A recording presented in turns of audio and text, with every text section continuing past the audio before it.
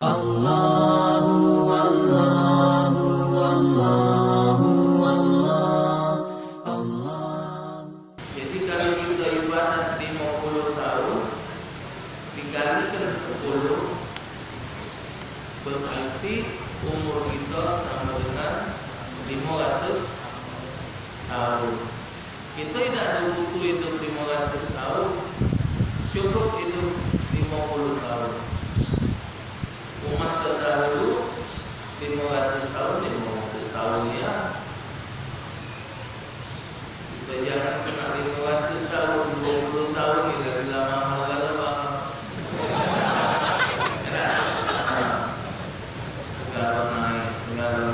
Segala naik, banyak kesusahan, banyak problem. Apalagi nak 200 tahun. Begitu juga nilai ibadat. Orang yang melakukan sholat berjamaah satu kali berjamaah mendapat nilai 27 derajat. Artinya satu kali berjamaah dapat sama dengan 27 kali sholat GWA. Kalau kita sholat berjamaah 10 kali, berarti kita sudah punya nilai ibadat 270 kali.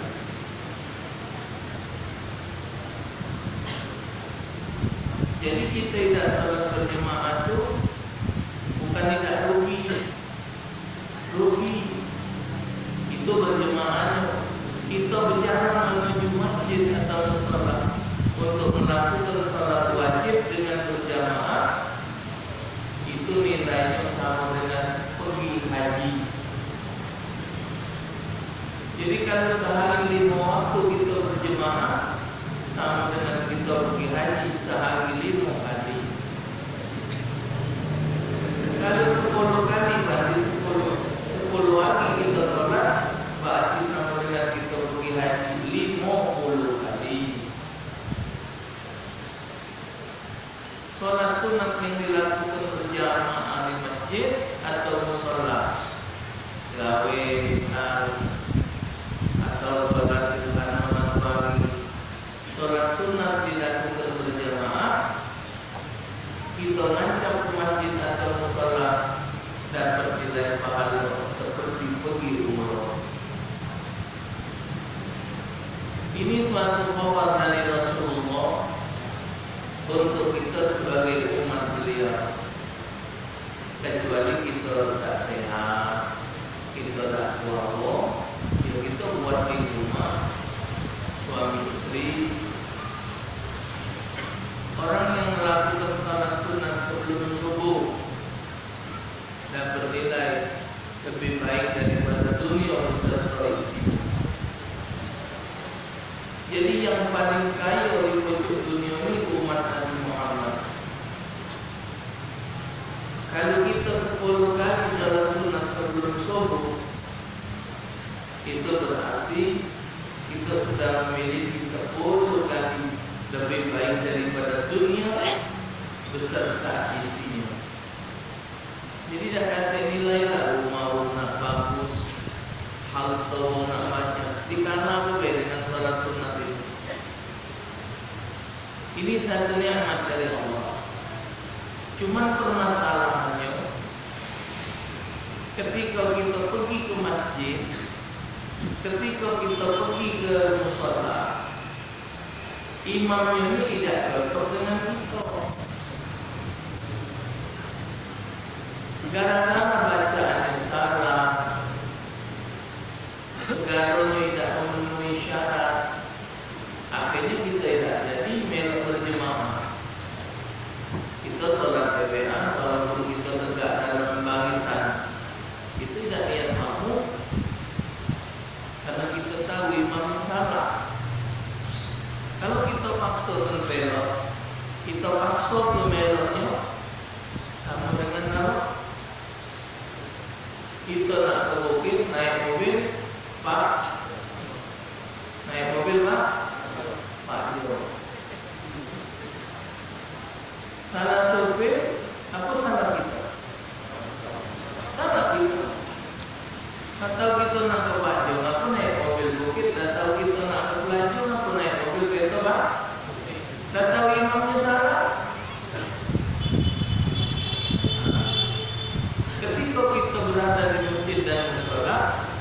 diaturlah siapa yang lebih pas untuk jadi imam. Jadi di dalam kitab Muqaddimah Al-Hadramiyah ini menjelaskan ahaqqun nasi bil imamati al-wadi.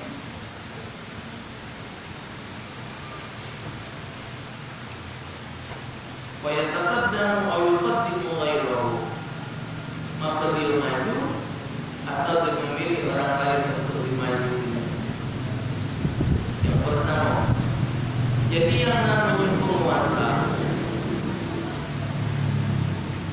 baik dia yang tingkat negara presiden, turun dari presiden provinsi, turun dari provinsi kota Madia, turun dari kota Madia kecamatan, turun dari kecamatan kelurahan, turun dari kelurahan RT, turun dari kecamatan kelurahan lurah, turun dari lurah RT. Mereka yang dikatakan berkuasa ini, mereka punya hak jadi imam. Jadi kalau dia hadir di masjid, dia hadir di langkah umum ini, yang lain mundur. Karena dia yang lebih berhak untuk jadi imam. Karena dia pimpinan kita. Maka itu Islam ngajarkan wong beriman, wong Islam mesti dipimpin oleh wong Islam. Datang waktu sholat, tahu-tahu lagi bertemu di bukit wali kota, yuk dia imam. Bertemu gubernur di Suginaris, padahal gubernur itu cuma sekadar berjalan baik. Datang waktu zuhur banyak belagu. Masjid tahu ini gubernur, silakan Pak Imam.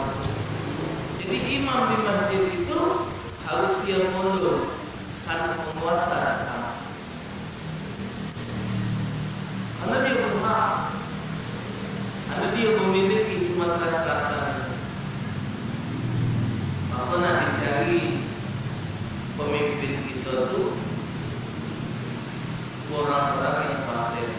Maka zaman dulu dicontohkan oleh Rasulullah, dipilihlah orang-orang yang menjadi khalifah, yang Rasulullah kirim ke Kufah, yang Rasulullah kirim ke Yaman, yang Rasulullah kirim di berbagai negara Islam, orang-orang yang cerdas. Di Kufah Sa'ad bin Abi Waqqas, sehingga mereka menduduki wilayah itu. Memang orang pilihan Rasulullah, tidak sembarang orang.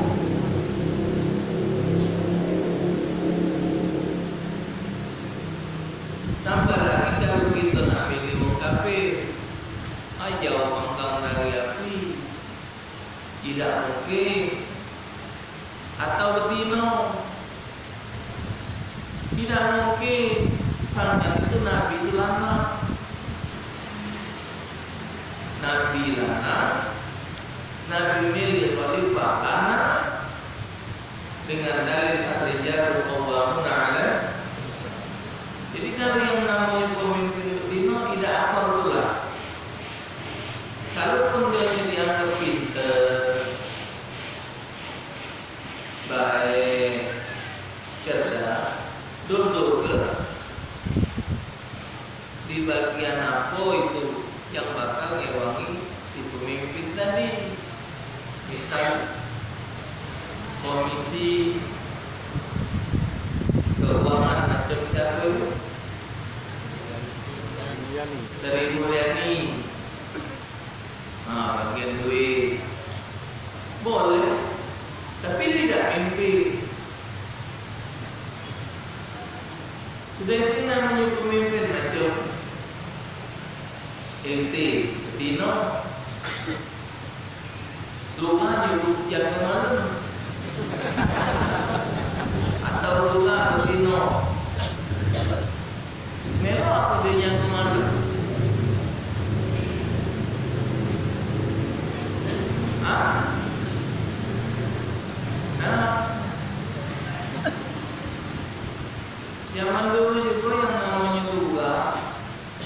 namanya para kampung, nggak ada model macam sekarang. Kalau sekarang ini loga di mana, batiknya di mana? Kalau dulu 12 hulu, loganya 12 hulu. Jadi tahu problem 12 hulu. 12 hulu kebanggaan dia melok. 12 hulu kemalingan dia keluar. Kalau lu ada 12 hulu balik ke Sungai Lais. Nah inilah akibat kepintaran kita berpikir. Akibat kepintaran kita berpikir akhirnya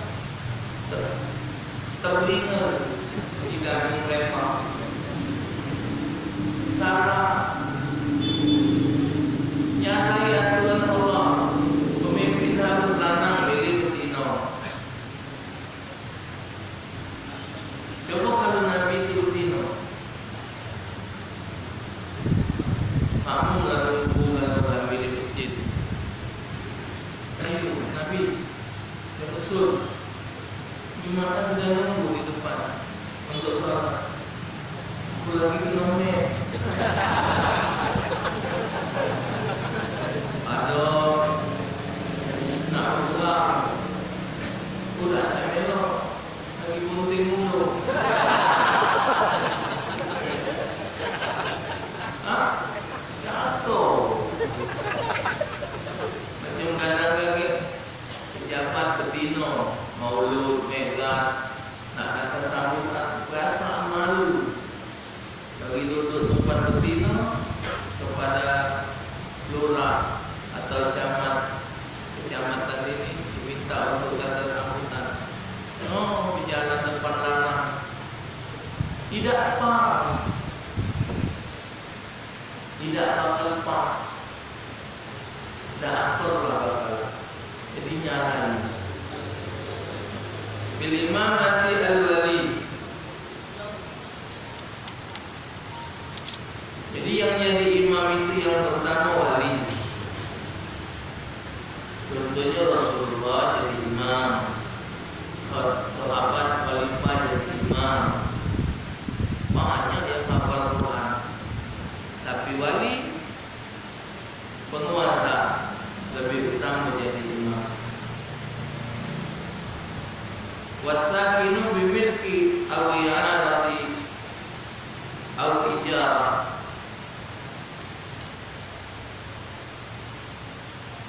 Walaupun dalam milik orang lain dan orang yang tinggal di rumah miliknya, atau yang dipinjami atau disewa, atau merupakan wakaf atau wasiat atau hibah atau semacamnya, ia pun maju atau memajukan orang lain. Misal ada wiko di dalam tempat itu nak jadi imam. Wong ini minjem duit. Wong ini minjem duit. Antara si peminjam dengan yang minjam, yang paling utama jadi imam yang minjemi. Kalau bahasanya itu yang mempiutang. Jadi yang berutang di belakang dia, yang utangi di depan.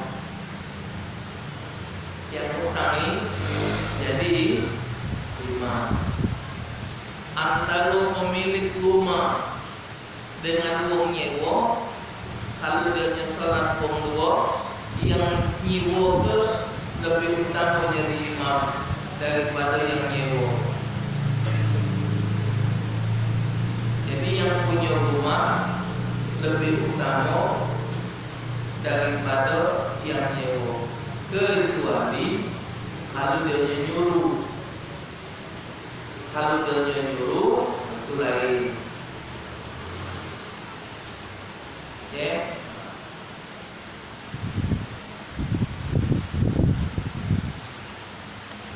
Illa annal mu'ira haqqu minal musta'jiz. Hanya saja orang yang meminjamkan lebih berhak daripada peminjam. Wasayyidu haqqu min 'abdihi alladhi laysa bimu'taqibin.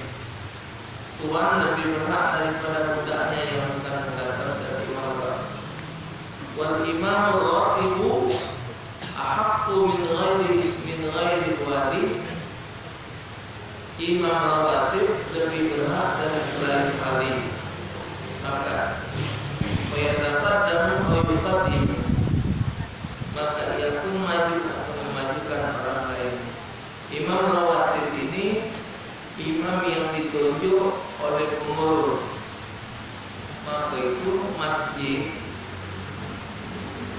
itu mesti ada imam rawatibnya.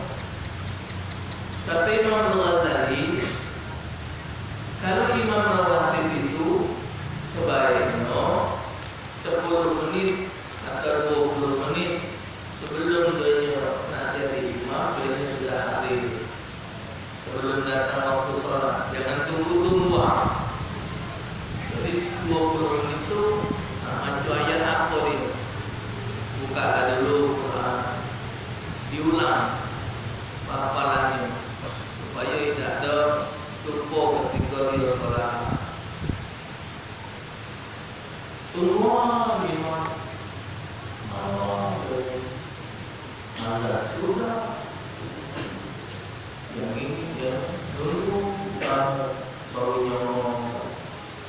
Kita dulu imam marah. Itu jadwal aku. Iya memang jadwal masjid, cuma masjid kemana? Ini namun. Jadi imam itu harus lebih siap duluan dari makmum. Dia berhak. Tidak boleh walaupun yang datang itu selain wali, selain penguasa tadi, datang di masjid itu atau mushola itu ada kiai, ada ustaz, dan dia lebih berhak karena jadwal dia. Jangan mentang-mentang dia kiai dan tidak imam, boleh. Karena pendatang dengan memukif, yang mukif lebih utama. Penduduk asli lebih utama dari tamu.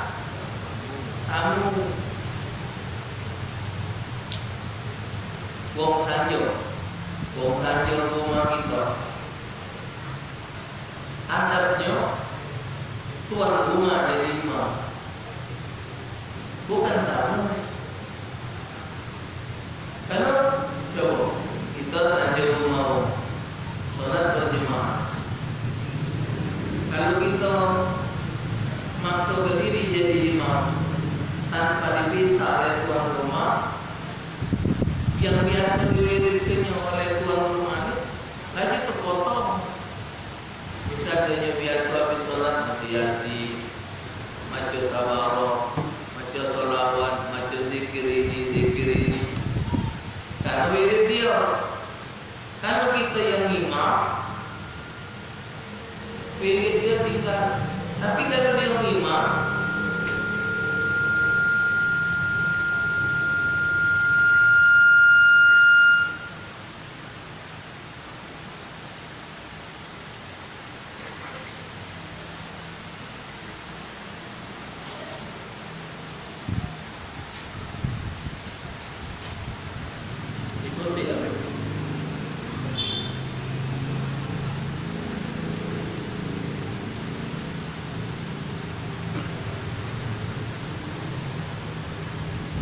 jadi kalau dia imam, kita sebagai tamu tidak baca. Dia baca yasin kita beloi, dia baca tabarok kita beloi. Yang kita baca beloi, tidak baca. Ngap, rumah dia, mana baca? Masih pendek. Mengaku. Orang senang kali ya. Tapi kalau kita yang imam, dia terpaksa melek-melek. Karena imam itu berhak. Jadi makmum itu tidak ada berhak kecuali imam menunjuk ke dia. Wirid, imam mimpin wirid. Doa, imam yang baca doa. Tidak boleh kita mengampas hak imam. mestinya imam yang mimpinnya, monggo kita sobot, tak boleh. Tidak macam itu Islam mengajari akhlak. Mesti ada akhlak. Wong penting naik mobil, base, paham tegak. Yang dua ini main HP, sehat. Memang wong penting itu sehat. Cuman kan kesian, mana dia badan besar, perut besar, naik base bergantung. Mungkin yang sehat dulu kan kata akhlak. Islam mengajarkan akhlak, Indonesia mengajarkan budi pekerti. Tuan rumah berhak menentukan. Tak bisa orang Cina datang dari Cina, Taiwan, dari Cina nak ngatur negara kita, tak bisa. Apa terakhir omongan Pak Habibie? Apa kata Pak Habibie? Tidak akan ada yang akan membenahi negaranya kecuali anak bangsanya sendiri. Yang bakal menandani negara itu rakyat dewe. Tidak mungkin tamu nak nandani buyan. Rumah memburuk, rumah merusak, kita nak nandani yang dindingnya rusak, lantainya tebok. Ya sudah masih kita nandani. Tidak mungkin lah. Kita nandani rumah kita dewe. Nah, bagi negara yang sebegitu besar ini, tidak mungkinlah kecuali orang nandani itu mungkin ada denda. Itu Pak Habibie ngomong di WA dengan waktu.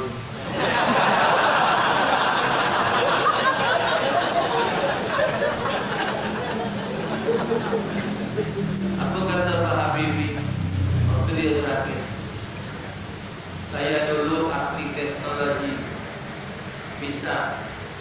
Kan beliau Menteri Riset dan Teknologi.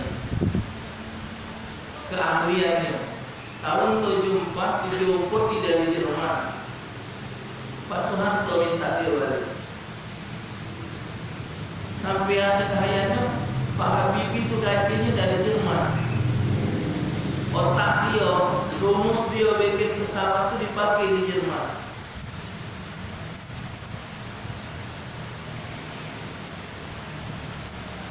Saya tidak mau pulang Pak, kecuali bikinkan saya pabrik pesawat. Kita dibuat M250 itu pesawat. Nah, apa dia ngomong waktu tertuntang? Dulu saya ahli teknologi, ahli ilmu ini, ahli ini. Sekarang tidak bisa apa-apa lagi.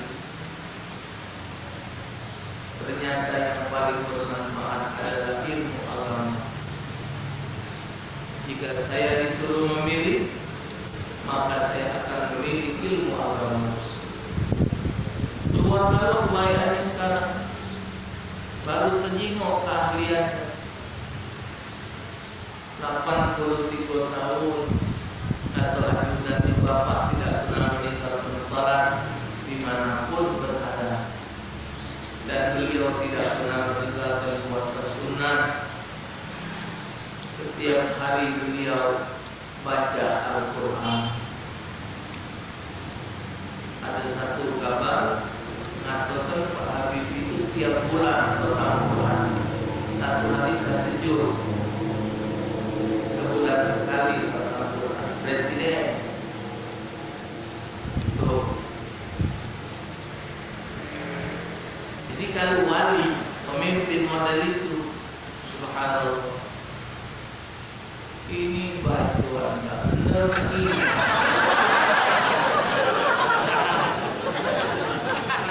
Hati berasa. Maksud beli. Maksud ada yang muji pula, yang muji itu ulama. Baca bacaan beliau terang. Yuk kalau terang, yang dituntut itu benar. Bacaan itu benar, bukan salah terang. Ngomong salah terang juga. Yang mujinya ulama, yang jadi makmum ulama,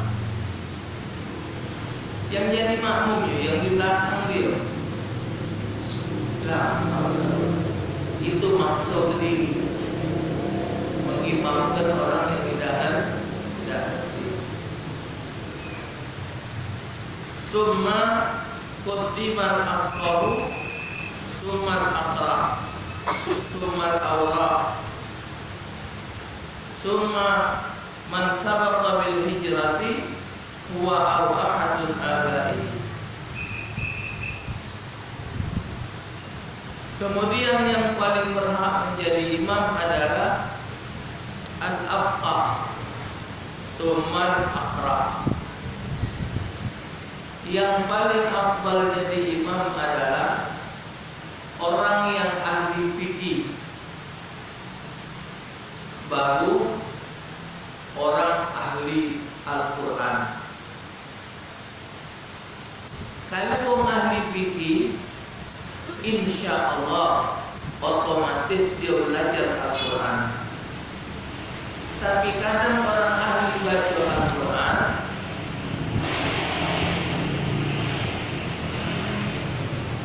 dia tidak paham ilmu fikih. Bisa di antaranya syarat baca Al-Fatihah itu mura'atu hurufiha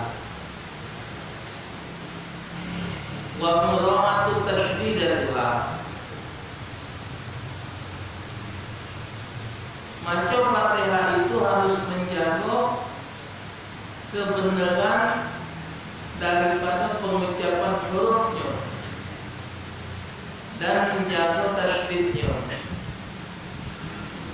Yang membahas tentang mura'atu hurufiha itu cuma ilmu tajwid.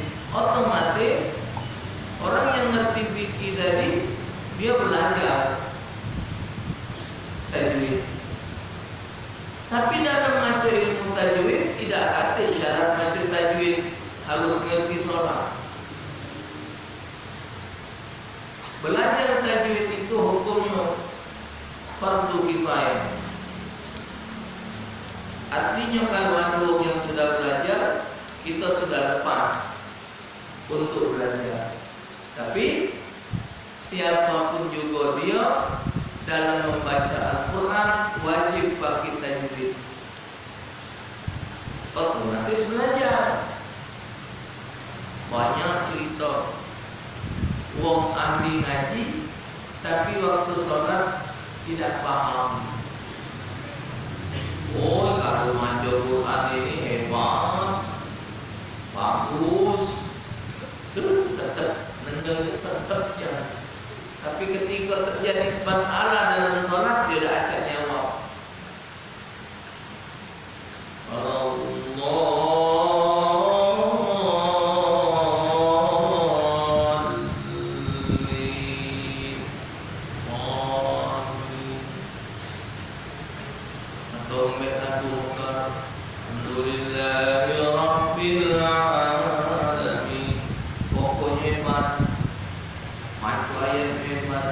Subuh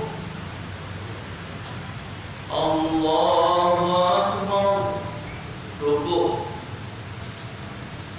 Sami'allahu liman hamidah, nanti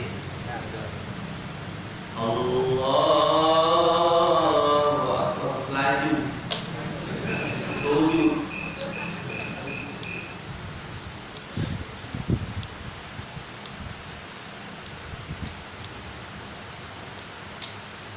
Harusnya kalau subuh bingung nak nunggu. Subhanallah.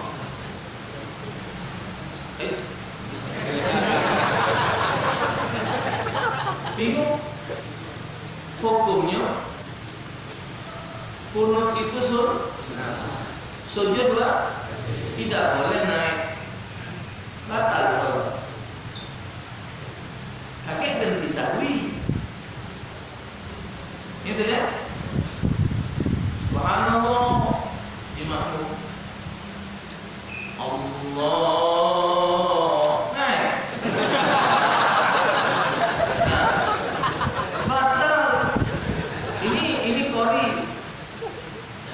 Ini qori, orang pintar ngaji, hebat tajwidnya, tapi tak kerti fikih. Kejadian tahun 70-an, solat hari raya, lupa takbir, Allahu Akbar. Yang 7 pertama ingat, rakaat kedua, begitu selesai, Allahu Akbar, naik. Kan sunat takbir dulu, Allahu Akbar, 5. Lupa. Tahun 70-an kejadian. Anak dapat cerita di kampung kami 14 ini. Boleh cerita. Lupa. Allahu Akbar. Bismillahirrahmanirrahim. Nah, dia mulai kelapa. Bismillahirrahmanirrahim. Subhanallah. Pemahaman dia yang qori tadi. Akhirnya apa hasil kejadian? Ini kejadian yang cerita dengan anak tua. Akhirnya imamnya noleh belakang. Noleh hanya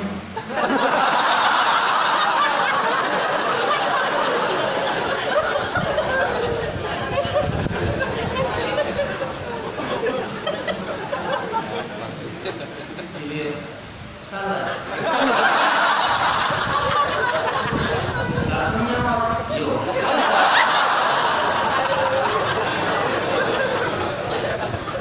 Itu ngajinya Pak, muridnya ribuan. Datang di masalah itu tidak bisa. Maka disebut sumakut di malakahu sumalakah. Didahulukan yang ahli fikih daripada orang ahli macam Quran. Didulukan. Tambah lagi kalau dia mencakup semua ini, Fatihahnya benar, cara macamnya benar, makharijul hurufnya benar, segalanya benar, ditambah dengan fikih yang bagus, pengetahuan tentang sholat jadi itu lebih utama. Ya. Suman Allah, kemudian orang yang lebih wara. Hati wara itu orang yang lebih berhati-hati dengan urusan dunia, khawatir dia salah, dia lebih memperhatikan akhirat. Summa man sabaqa bil hijrah, kemudian orang yang dulu hijrah dibanding yang belakang. Wa ahadun abaihi, atau salah seorang dari bapak-bapaknya. Summa man sabaqa islamuhu summa nasib, kemudian yang dahulu masuk Islamnya dan yang baik nasabnya. Nah, nasabnya bagus. Mamang ini keluarga dari wong terhormat, bapaknya kiai, yainya kiai, keluarganya baik dibandingkan dengan dunia ini. Jadi anak kita, wong tua kita mempengaruhi diri kita. Jadi dinilai dulu, dia anak siapa, bapaknya pintar bagus, tapi di pojoknya tuh summa hasanat dzikri, kemudian yang baik citranya, cerita hidupnya itu bagus, gak katik cacat. Summa nadhif thawb, kemudian orang yang bajunya lebih bersih. bajunya bersih, sewetnya rapi, tak ada pendek sebelah. Opcarnya foto kita. Jadi nak jadi imam tu nak memang benar-benar uang dia.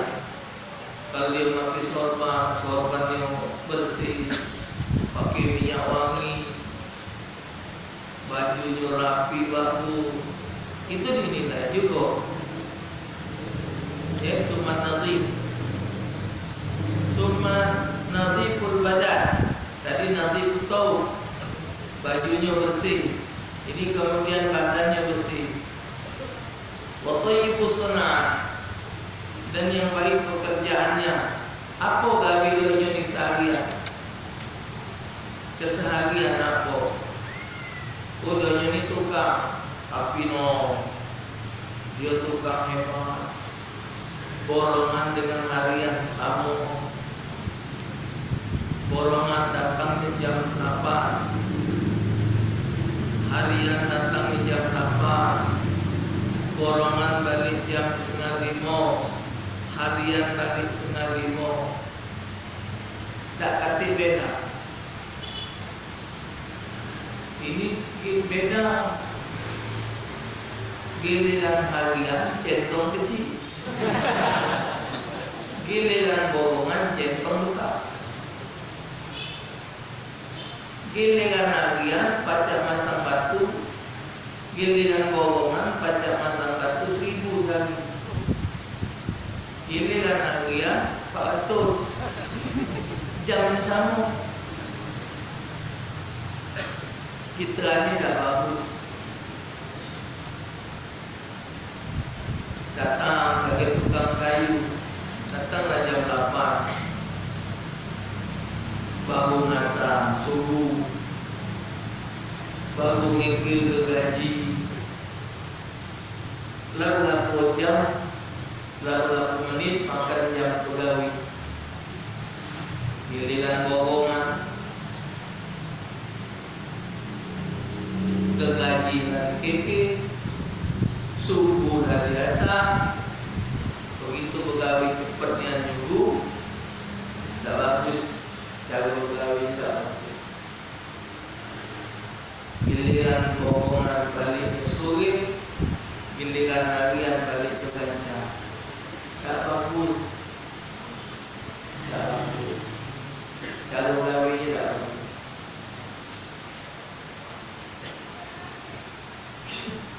Giliran harian 3-4 kali mogok.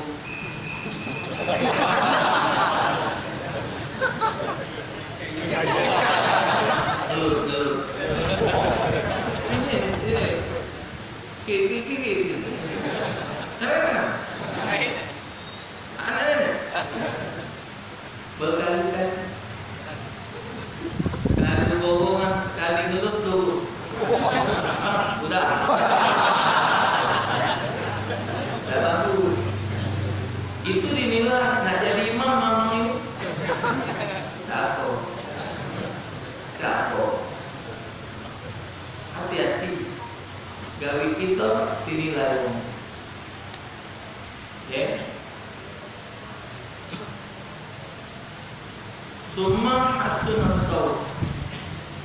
Kemudian yang jadi imam ini wong yang suaranya bagus, lemah dengan maka bagus suara, sedar, speaker bagus, suara bagus, bacaan bagus. Ini mana sedap, speaker rusak. Masuk ke diri. Bismillahirrahmanirrahim. Masuk ke diri. Summa hasunus surah. Kemudian yang jadi imam ini wong yang belaka. Digabungkan suara bagus, gaya belaka, pakaian bagus, keluarganya terhormat, sudah. Bacaannya hebat, fikihnya sempurna, bismillah.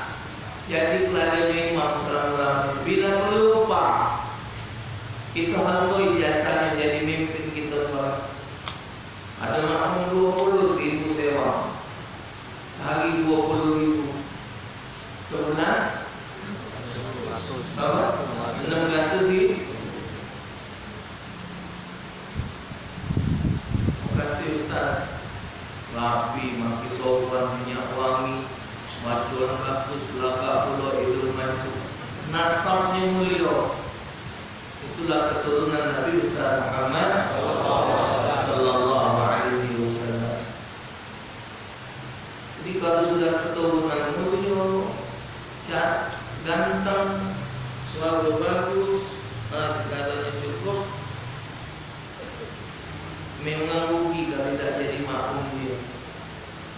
Bijaksana pula, macur pula panjang, air lemaknya di Mekah, khusyuknya dari imam di Mekah.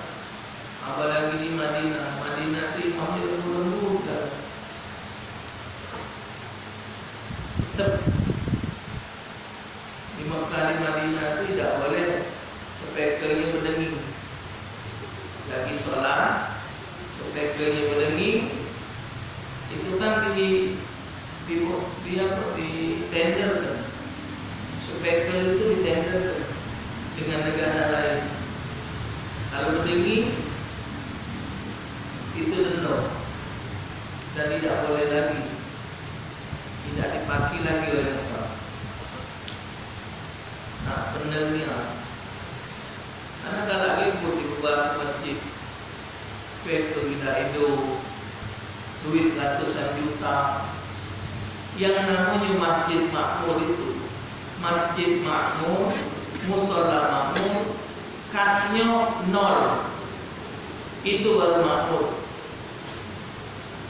Kalau kas masjid itu atau musola itu kasnya ratusan juta, tidak makmur, pengurusnya tidak amanah. Ngapa nyimpen duitmu? Kalau kata duit, berarti duit yang masuk di celengan itu dimanfaatkan. Beli sound system yang harga 60 juta. Karena rukun khutbah nak didengar, bacaan imam nak didengar. Jadi kita mahu ini anak salat di satu masjid karena posisi anak kurang sehat, jadi nyari masjid yang lemah tancap. Anak salat di sini. Apa ni salat kolom tegak. Warna itu tidak bunyi. Jadi kopi nih sambil dengar sound system di dalam. Duit ratusan juta. Balik baju gelap itu ngurus.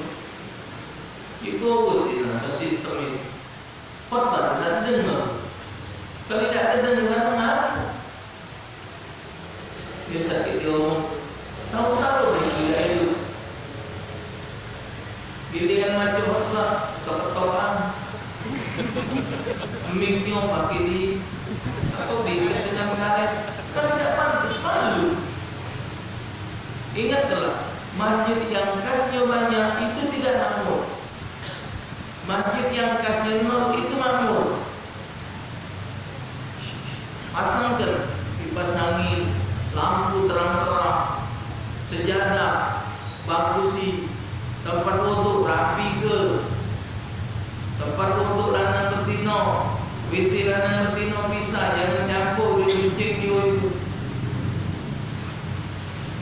Tempat sendal rapi ke, ini kita sholat sini, sendal mau depan rai kita. Pengurus itu harus jadi nengok keadaan. Mana yang dana nengok depan kita sendal. Jadi yang suara bagus, bentuknya belakang, fa'in istawa buklit.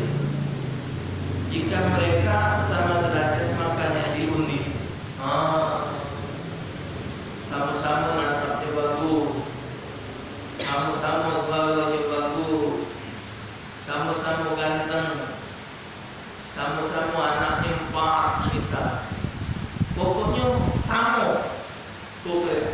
diundi, dipilih siapa yang lebih utama. Sebab dari setiap orang itu pasti ada lebihnya.